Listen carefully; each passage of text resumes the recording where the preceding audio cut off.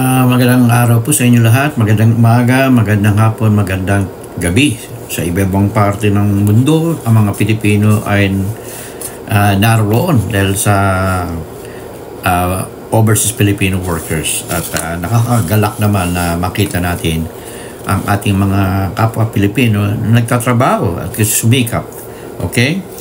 At itong aking paksa ngayong araw ay aking tatalakayin itong ginagawa parati ni Maharlika na tuloy-tuloy ang kanyang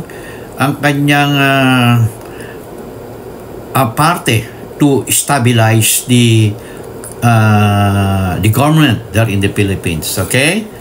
Ito ipaparinig ko at sasagutin ko agad. Yung mukha ng dalawang impacto, okay, ng AFP at saka ng itong si Ana Corda.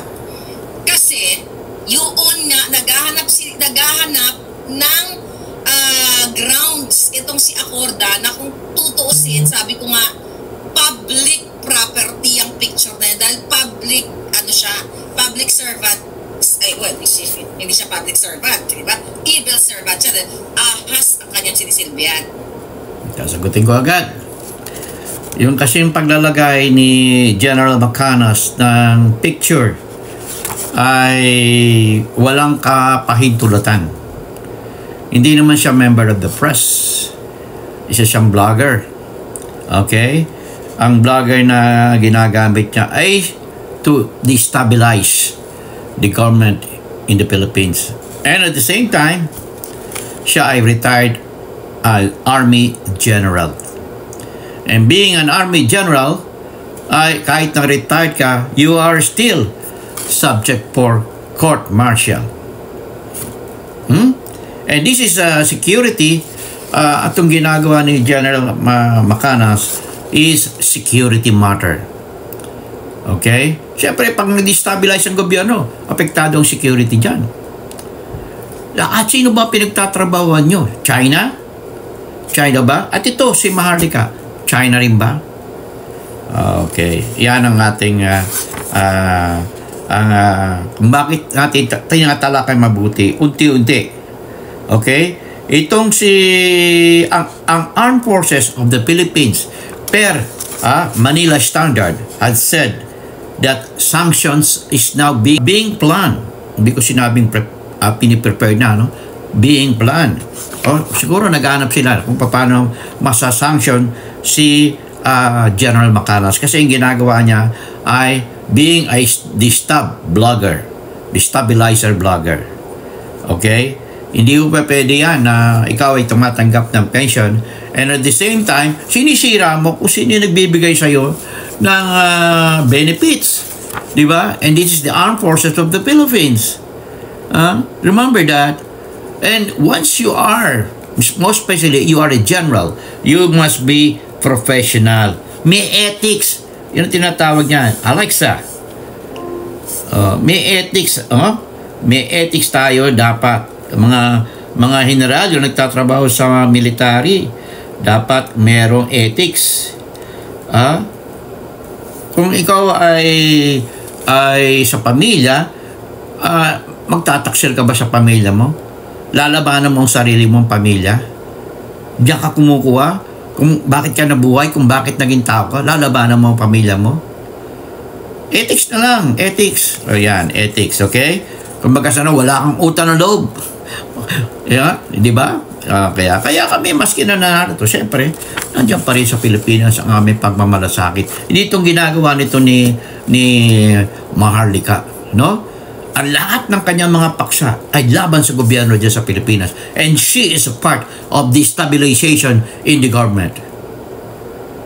Ang sasabihin niya walang ginagawa ang Pangulo. May ginagawa ang Pangulo. Dami-daming ang proyekto ng Pangulo. In fact, we are one of the fastest growing economy in the world right now. Hindi nga lang tayo top, but we are one.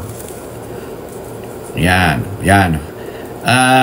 At ito, ang Armed Forces of the Philippines ay hinahalungkat ang kanyang lahat ng video as a blogger on alleged destabilization plot versus or against the President of the Republic of the Philippines. Kasi si Presidente Marcos ay ay pag-aari ng Pilipinas. Siya ang Pangulo.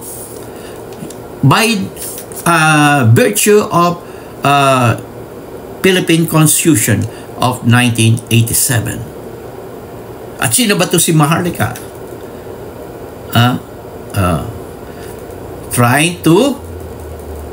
She is included in a plot to destabilize the government. Tuloy natin. Yan. Okay, Acorda, ito lang yan. Okay? So, in-encourage ko si General Macanas na palitan yung pagmumukha mo dun sa thumbnail kasi yun ang gagamitin nyo against sa kanya. Pero again, kahit hindi ako abogado, hindi naman nanalo yan. Ibabasura yan ng prosecutor's office. Yung reklamo mo. Sabi niya, ibabasura daw ito ng prosecutor office. Kasi guys, pag nagsampa ka ng isang kaso, si General Macanas, sinampa ng kaso, dadaan mo na yan sa prosecutor. At sabi niya, itong si Maharlika, ibabasura daw ito. Let's see kung ibabasura. Because meron tayong mga batas. Meron tayong mga batas na ito ang mga batas na sinasabi ko sa iyo. Ang una, ang sinabi ni General Acorda ng Philippine National Police ay, it hurt me that there are people who will sow disinformation just to make their blogs go viral. And this is General Macanas. Di ba? Ginagawa nila ang lahat ng paraan para maging viral ang video. Ito, video ginagawa ko. Hindi ko sinasabing magiging viral, but it's up to you. But I will not exert more effort to make it viral. Kasi ang viral nakukuha yan sa natural way. Hindi mo pwedeng yap mo yan, you know. It's up for the people. Kung kahit ikaw nanonood ka, diyan ka na sa isang parte. Hindi naman lahat ng parte. Now, it will come. Now, no one could decide whether your video will go viral. But not to the extent na gamitin mo ang iyong video to destabilize a certain country or to destabilize your country. At ito ang sinabi ni PNP Public Information Officer Colonel Jean Pajardo. She said Macanas violated the law when he used the photograph of General Acorda. Ito ay violation of existing laws using of photo. It is against the law. Ano bang law ang nagbabiolate? Ang violate dito? First, Data Privacy Act of 2012. Sino ba ang gumawa ng batas? Di ba Kongreso? Kongreso ang gumawa ng batas. And approved na to, naging law noong 2012. The law imposes regulation on the collection and dissemination of personal information, including photographs. Okay? So, nakita nyo? Sino magsasabi na wala ang batas na ito?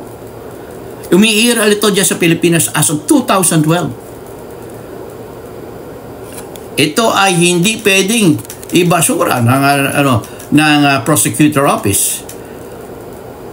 Tatanggapin niya to. More especially, ang nag-file ng demanda ay ang Philippine National Police. Okay. Kaya, ito si Maharlika, hindi ko maintindihan Kung hindi ko maintindihan. Okay? Ang isa pa, it is according to Cybercrime Prevention Act, Republic Act, number 10175. Ulitin ko, Cybercrime Prevention Act, Republic Act 10175. Online harassment and libel. Mabigat. Ang balita ko, wala daw pera. Paano? Ilan naman ang kanyang subscribers sa YouTube? It's 20,000. Ano saan mangyayari? Saan makukunin yung pera? Ang nagbibigay daw ay si Maharlika. Okay, si Maharlika nagbibigay. Saan nanggaling ang pera kay Maharlika? Okay, yung pera niya para sa kanya. Wala naman siyang trabaho China. Possibly, right? Speculation ko, China. Kasi malakas ang loob niya Sino nagbibigay ng protection sa kanya? Because China is doing its best to make the people divided there in the Philippines. Katulad ng ginagawa lang ngayon sa Taiwan, which is there is an election ongoing there in Taiwan. Marami silang propaganda na ginagamit. At ngayon, dyan sa Pilipinas, nagulat ba kayo kung bakit biglang bumulalat sa Pilipino itong mga kaguluhang ito? Ito gagawa ng China. Pinangungunahan to ng mga Duterte. Kasi alam ng mga Duterte, pinpointed ng mga Duterte at to si Maharlika ng China na pwede nilang gamitin to para guluhin ang pagkakaisa ng mga Pilipino. Lalo na wala na ang pag-init dyan sa West Philippine Sea. Di ba, dati ang focus ng press ay lahat nandiyan sa West Philippine Sea. Ngayon, unti-unti na nabawasan at yun ang gusto ng China. Kasi tumulong ang Amerika dyan sa Pilipinas. Ang ngayon, ang ginagamit nila ay underground. So, yan, nasabi ko na sa inyo. At ito ay ang sagot ko kay Maharlika. Ang isa pang ginagamit niya ngayon ay itong kay First Lady na nagnanakaw daw ng patatas dyan sa loob ng Malacanang. Ang inaano ko naman, bakit sa loob ng Malacanang may nagbibigay sa kanya ng impormasyon at video pa? Pero hindi lang mapakita yung video na sinasabi niya ng pulburon.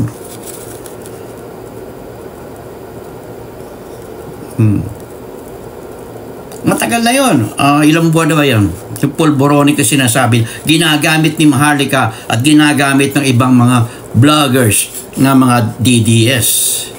But asan si dating Pangulong Rodrigo Duterte ang sabi na wala daw yung video na yan. Parang ginawa nila upang gawin na parang pamblap sa mga Pilipino. Kasi pag nandun na yan, nag-init na, nagsumiklab na, ay kahit wala yung video, nandun na yun. Nandun na yun. Yan.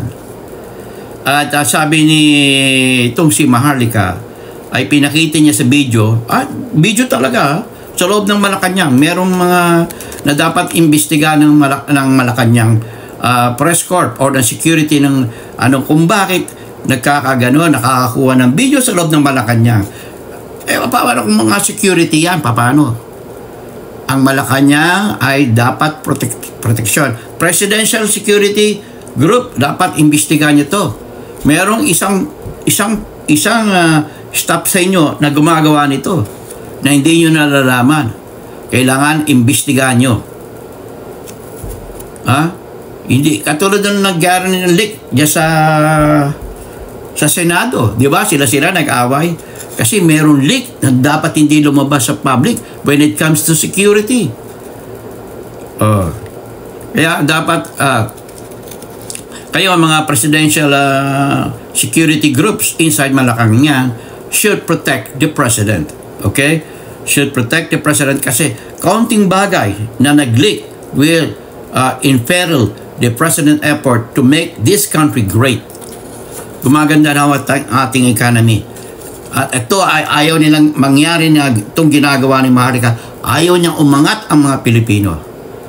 Ayaw nilang umangat dahil ito ay magiging sagabal sa kanilang para lumaki ang kanilang channel. Ano sila mga selfish at para makinabang din ang pinaglilingkuran nila ang China. Sana ngayon ba naroon si SAS na mga vlogger din? Nandiyan sa China nag-aaral ng PhD. Sino nagpaaral? At sila ay nag-aaral lahat sa China.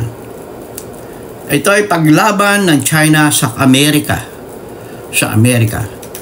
Kaya lahat ng paraan ay ginagawa ng China para ang Pilipinas ay mapa sa kanya. Okay? Kasi maraming yaman nandiyan sa Pilipinas. Nandiyan ang langis, nandiyan ang isda, ang mga natural resources. Pag nakuha na nila yan, sa pwera na kayo dyan. Hindi kayo magiging parte ng China. Kukunin lang nila ang dapat nilang kunin sa inyo at pagkatapos ay iiwanan na lang kayong basta-basta. Sa palagay nyo ba, tatatuin kayo ng China? I don't think so. They will take advantage of what you got there. The natural resources as well as oil. Okay? So, dapat ay itong ginagawa kung tawagin ni Maharlika si Lisa ay ahas. Yan.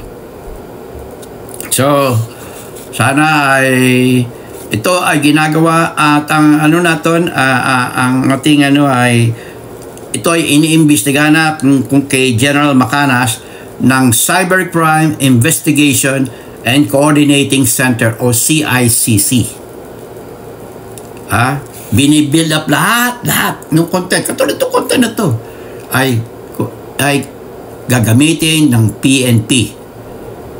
Nandyan naman yan sa database ng YouTube